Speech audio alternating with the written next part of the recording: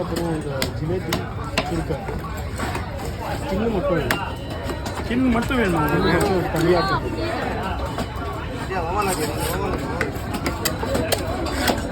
மீனோட தோல் ஃபுல்லாகவே மெயினாக ஸ்கின் மட்டும் வேணும்.